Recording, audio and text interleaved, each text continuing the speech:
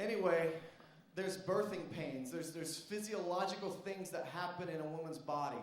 There's things that shift. There's all these things, and I preached transition a few months ago and talked about some of these. In labor and delivery, it's painful.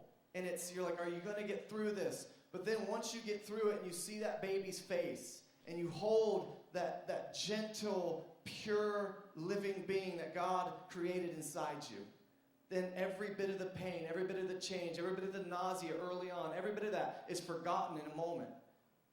Mostly. Nonetheless, you have this baby and every bit of it was worth it.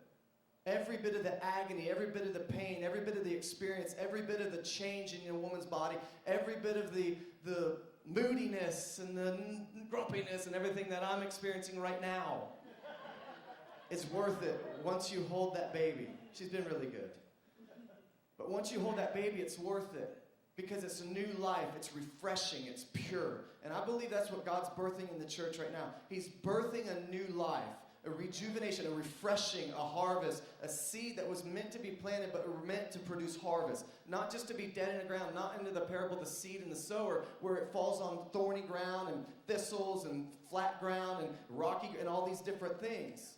But it's falling on good ground, and I believe that's where we are right now, that it's birthing something good. So that's the point of intimacy with God. It's to birth something new. It's a fresh infilling. Matt speaks on returning to your first love. Doing your first love over, doing that. And it was a good message a few weeks ago. And I'm just saying that intimacy is for something. And it always leads to an encounter. And I believe that's where we are now. And I'll go in detail maybe another date of what God was dropping in me last week.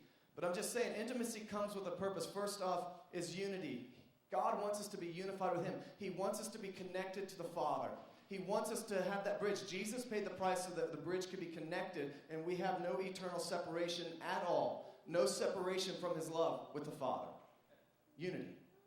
Second thing is pleasure. He wants to fill us up to where we can just be drunk. We can be so full. The point of being full is so you can leak. It's not just this cup to the full. It says overflow, to leak out, to pour out onto others. So then the next thing is purpose. He wants to impregnate us with something for purpose, to birth something new, something good, and something beautiful.